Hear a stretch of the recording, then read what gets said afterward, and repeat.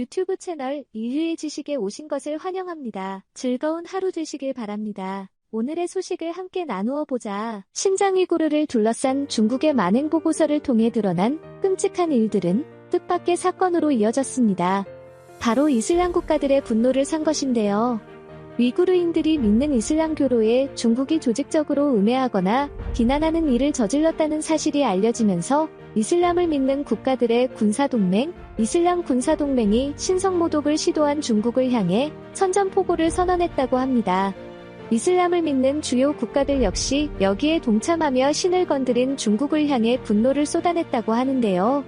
뜻밖의 사태로 발전하는 신장 위구르 사태. 중국에게 닥친 위기에 대해 지금부터 자세하게 설명해 드리겠습니다.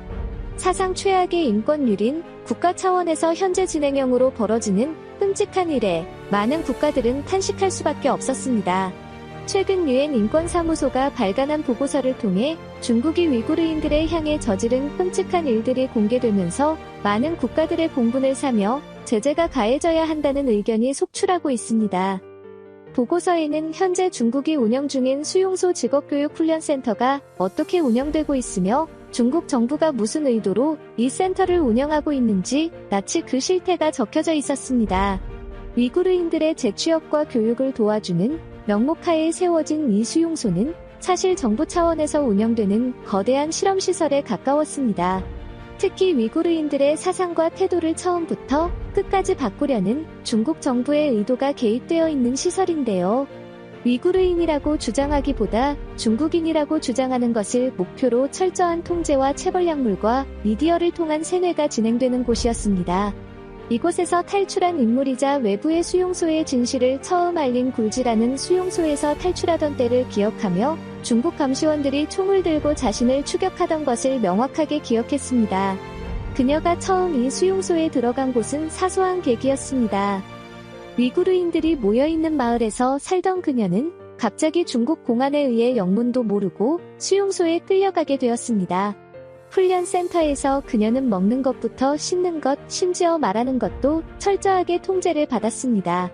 그녀는 수용소의 절대 규율과 행동을 이래 설명해 주었습니다. 훈육 강사들은 절대로 위구르인들 탈출을 허용해선 안 된다고 교육받으며 이들이 탈출하는 것은 당에 대해 죄를 짓는 것이라고 합니다. 이뿐만 아니라 위구르 언어를 말살하는 것이 목적인 수용소답게 중국어를 사용하는 것이 필수이고 위구르어는 통용되지 않습니다. 사각지대 없이 영상감시를 구축하는 것도 강사의 업무 중 하나였죠. 화장실에서부터 탈의실에 이르기까지 다소 민감한 부분이 노출될 수 있는 개인 공간에서도 중국 정부는 감시망을 펼쳤습니다. 24시간 내내 돌아가는 CCTV 안에서 불제라는 심한 모욕감을 느꼈다고 합니다. 책상부터 사용할 수 있는 도구도 가짓수가 정해져 있을 뿐더러 만약 다른 행동을 하려면 강사의 허가를 구하지 않고는 절대 불가능하다고 설명했습니다. 이를 위반했을 경우 교화실이라는 공간에서 무자비한 폭력이 기다리고 있었죠. 물질하는 그곳에 있으면서 죽어가는 이들을 많이 봤다고 증언했습니다. 어린아이부터 나이든 노인에 이르기까지 성별과 나이를 가리지 않고 위구르인들에 대한 정신개조와 강박적인 교정 작업이 진행되었다고 하죠. 그리고 중국 정부가 특별히 신경 쓴 곳이 바로 종교였다고 합니다. 위구르인들의 상당수는 이슬람교를 믿는 이들로 이들은 국가 없이는 살 수 있어도 종교 없이는 살 수 없다고 말할 정도로 독실한 신앙을 유지한 이들입니다. 중국 정부 입장에서는 이슬람을 믿는 이들이 문제였죠. 그래서 교정시설에서 이들의 신념을 파괴하고 이슬람 신앙을 공격하는 정신교육이 계속 진행되었다고 합니다. 특히 선지자 마호메트와 이슬람 세계에서 중요한 경전이 호란에 대해 가짜라는 이야기를 반복적으로 강요하며 이를 버릴 것을 종용하는 일이 이어졌다고 하죠. 유엔 보고서와 BBC 등 유명 방송에서 공개된 위구르 인계조 작업은 미국을 비롯한 서방 세계에만 충격을 준 게 아니라 이슬람 세계에도 적지 않은 충격을 주었습니다. 특히 이슬람 세계에서 신성한 인물로 추앙받는 마호메트를 모욕하는 발언이나 코란 자체를 부정하는 교육이 진행된다는 것은 이슬람 세계에서는 도저히 가만히 있을 수 없는 일이죠. 이슬람 세계는 분연히 중국을 향해 쓴소리를 내뱉기 시작합니다. 전 세계 최대 무슬림 국가 중 하나인 인도네시아에서는 두 번째로 큰 이슬람 단체가 신장 위구르족들을 향해 중국 정부가 세뇌 작업을 벌인 것을 강하게 비판했습니다. 인도네시아 정부가 이를 심각하게 받아들이고 이슬람을 믿는 이들의 종교의 자유를 위해서 목소리를 내야 한다고 주장했죠. 인도네시아 이슬람대학의 무함마드 줄피카르 라흐마트 교수는 이 보고서가 인도네시아 중국 사이의 관계에 큰 영향을 미칠 것으로 분석했습니다. 당장은 외교적인 문제와 경제적인 의존도 때문에 인도네시아가 창고 교육을 이어갈 수 있어도 이슬람 전체를 부정하고 모욕한 중국에 대해 이슬람인들이 가진 반감 자체를 없앨 수 없어 결국 정부에 큰 부담이 있을 것이라고 바라봤죠.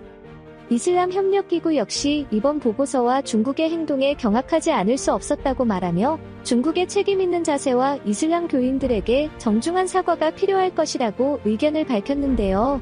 이슬람을 믿는 총 쉬운 75개국 국가가 참여한 이슬람 협력기구는 이슬람 관련 기구로는 최대 회원국과 최대 인원을 자랑합니다. 사우디아라비아의 본부가 속해 있는 이 단체는 이슬람에 반하거나 이를 위협하는 문제가 나타날 경우 개입하는 단체인데요. 이들이 특히 민감하게 생각하는 것은 이슬람을 부정하거나 이에 대해 잘못된 태도를 보이는 이들입니다.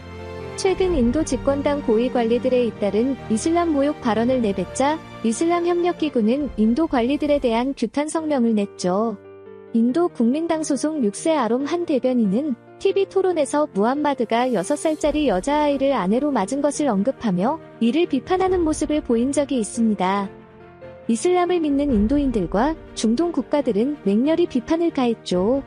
SNS상에서 이들에 대한 성토가 일어나고 인도 주민들 사이에서 누푸르 샤르마 대변인을 경질해야 한다는 주장이 등장. 심지어 시위까지 하는 모습을 보이며 이슬람인들이 일제히 탄압했는데요. 결국 이 모든 사태의 책임자인 룩 샤르마는 대변인 자리를 사퇴하면서 발언에 책임지는 모습을 보였습니다. 이슬람 명령기구는 이 모든 일에 있어 탄압을 주도한 세력으로 알려졌는데요. 그만큼 이슬람과 관련해서는 절대 물러서지 않는 강경한 조직입니다. 협력기구와 마찬가지로 이슬람 강경 세력 중 하나인 이슬람 군사동맹 역시 이번 중국의 사태를 심각하게 바라보며 제재의 필요성을 논의했다고 하는데요. 사우디아라비아의 주최로 만들어진 이슬람 군사동맹은 41개 이슬람 국가들의 합의로 만들어진 대테러 연합군입니다. 이 조직은 이슬람 세계에 만연한 테러 조직을 제압하고 이슬람의 가르침을 왜곡하는 불법 단체를 차단하기 위해 조성된 연합군인데요. 테러 후에도 이슬람과 관련된 일에 참여하는 무장 세력입니다. 이들은 중국과의 관계를 생각해 외무한 일에 대해서는 묵인하고 넘어가겠으나 이슬람의 중요 인물이 마호메트를 무시하는 처사는 참기 어렵다고 말하며 이슬람 군사동맹은 중국에 대한 실제적인 움직임에 들어갈 것을 결의했다고 하죠. 최근 알자지라는 사우디아라비아 리야드에 있는 이슬람 군사동맹의 사령관 나인 샤리프 장군과의 인터뷰를 통해 이슬람 군사동맹이 중국을 향한 진군이 있을 수 있다는 보도를 내놓았습니다. 실질적인 수장이자 군사동맹을 이끌고 있는 사우디는 이번 행위에 대해 중국의 실질적인 사과와 반성이 없다면 서방 세계가 힘을 합칠 수밖에 없다는 모습을 보였습니다. 특히 과거 중국이 사우디를 비롯한 중동 국가 순방에 나섰을 때 석유를 비롯한 자원을 얻기 위해 막대한 돈을 약속했던 것과 완전히 다른 차원의 이중적인 태도를 보인 것에 배신감을 느꼈다고 하죠. 빈 살만 왕세자는 최근 원유 문제에 있어 미국과 거리를 두고 중국과 점점 가까워지는 모습을 보였습니다. 미국 위주의 일방적인 외교에 끌려가지 않겠다고 말하며 시진핑 정권을 은근히 지지하는 모습을 보였는데요.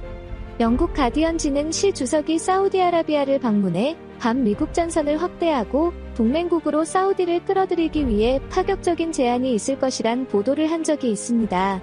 실제로 사우디는 전례 없는 환영 인사를 준비 중이라는 소식과 함께 중국 시진핑 주석의 방문에 대해 기념할 만한 일이라는 모습을 보였는데요. 그러나 이번 이슬람 차별 발언으로 인해 중국에 대한 호의를 거둬들일 계획이라고 합니다. 사우디 왕실에서는 중국의 제대로 된 사과가 없을 경우 시진핑 주석 방문에 거절한다는 의사를 보낼 수 있다고 밝히며 철저히 거리두기에 나서는 모습을 보였죠. 당황한 중국 정부는 이슬람 군사동맹이 군사를 일으켜 위구르 지역을 침범할 수 있다는 소식과 사우디의 냉랭한 반응에 황급히 외교 특사를 파견일을 달리로 했다고 합니다. 왕이 외교부장 역시 사우디와 쿠웨이트, 주요 아랍 국가들을 대상으로 현재 돌고 있는 인권 탄압 보고서는 거짓으로 점철된 소설이며 이슬람을 부정하거나 이를 비난한 일이 없다고 주장했습니다. 하지만 이슬람은 중국의 뻔뻔한 거짓말에 속지 않았다고 하는데요. 터키와 이집트 등 주요 이슬람권 국가들은 성명을 발표하며 이슬람 군사동맹의 이름으로 중국 처단에 나설 것을 밝혔다고 하죠. 다른 이슬람 국가들 역시 힘을 모으는 한편 현재 수해로 인해 어려움을 겪고 있는 파키스탄도 도울 수 있으면 최대한 돕겠다고 메시지를 보낸 상황. 과연 10억 명 이상의 이슬람 신자들이 자극한 중국과 이들의 분노를 잠재우고 살아남을 수 있을까요? 그나마 중국 편이 되어줄 수 있는 중동 국가들의 분노를 산 중국. 과연 중국이 어떤 결과를 맞이하게 될지 기대가 됩니다.